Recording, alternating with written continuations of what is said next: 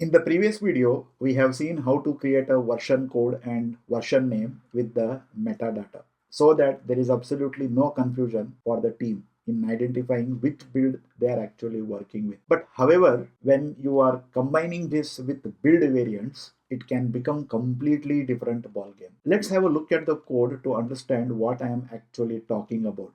If you recall the build variant discussion that we had earlier in the build variants series, which is part of the CICD series, we had introduced around 12 build variants. If you have a look at it, there are two build types. One is debug and release, and then there are multiple product flavors like QA, staging, production, which is the dimension of the environment in which you are working in your application. And then there are free and paid tiers, which is another dimension.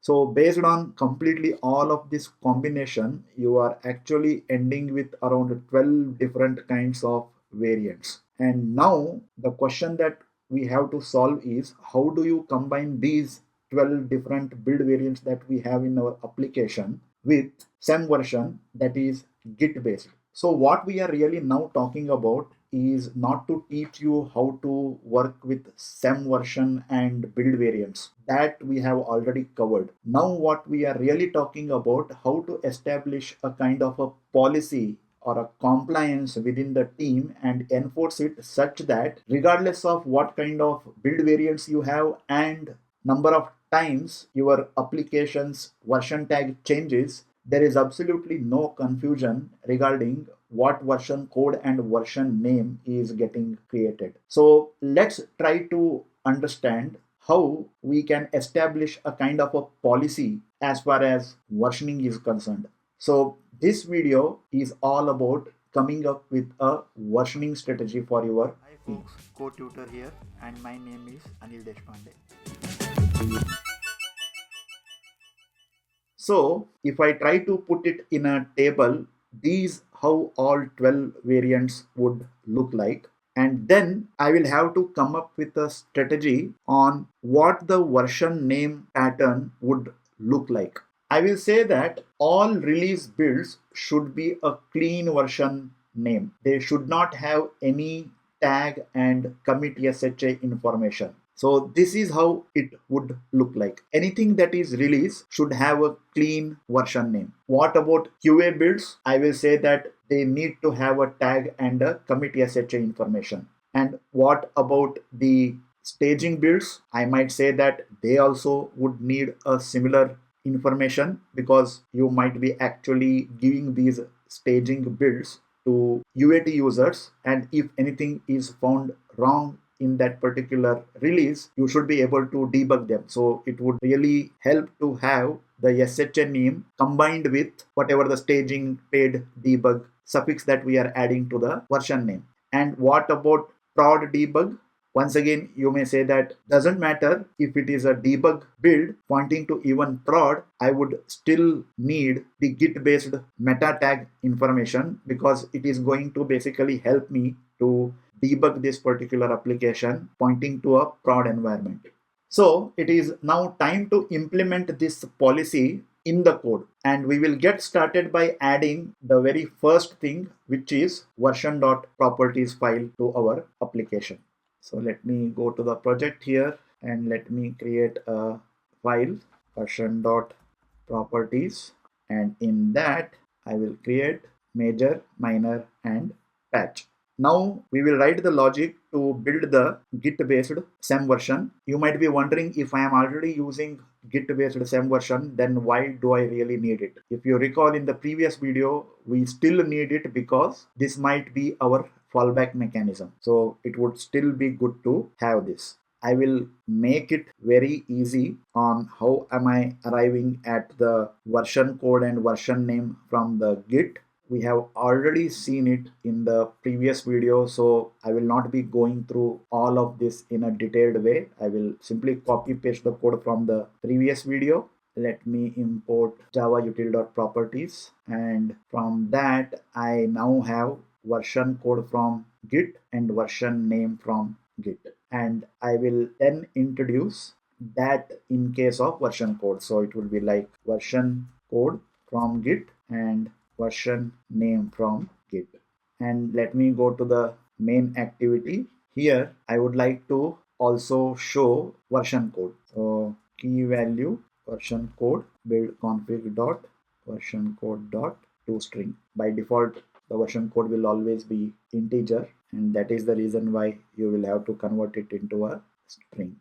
And now let me run this. So QA free debug, and let me run this. Yeah, I am getting exactly a similar version name and version code. Let me introduce the tag and see whether I am getting the tag instead of this plus local. Because I don't have any tag, I am not getting any tag based versioning. So let me commit this and let me create a tag here, version 1.2.2.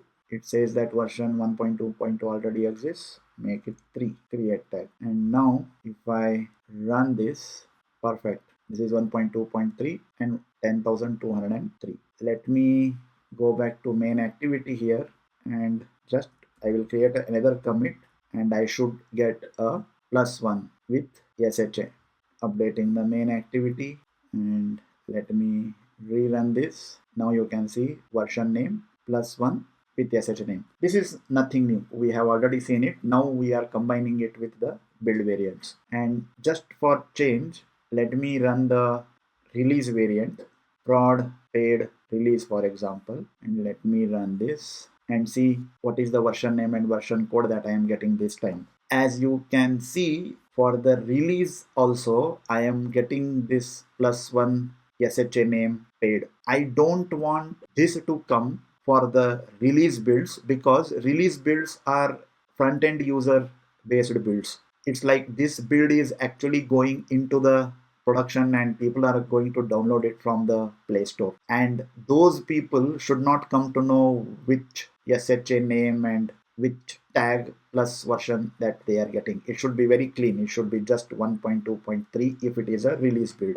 That's not a problem. We can slightly add a modification to our build.gradle.kts file.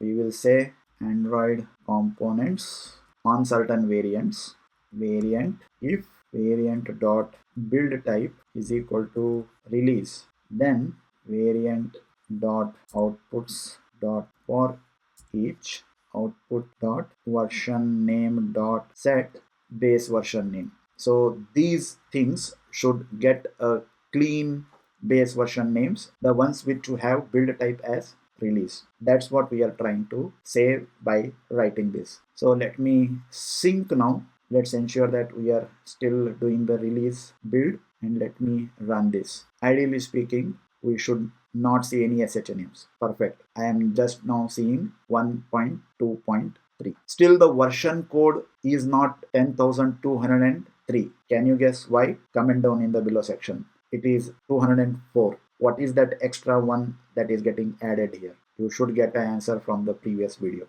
And that's it. That is how you combine build variants and versioning concepts together to establish a policy. So if you go back to how we all started with this CICD, what we have now just completed is the versioning strategy. In the next video, we will meet with the continued topic on Android CICD series. So stay tuned. That brings us to the end of this particular video. Don't forget to like, comment, share the video and subscribe to the channel. Take care. Bye.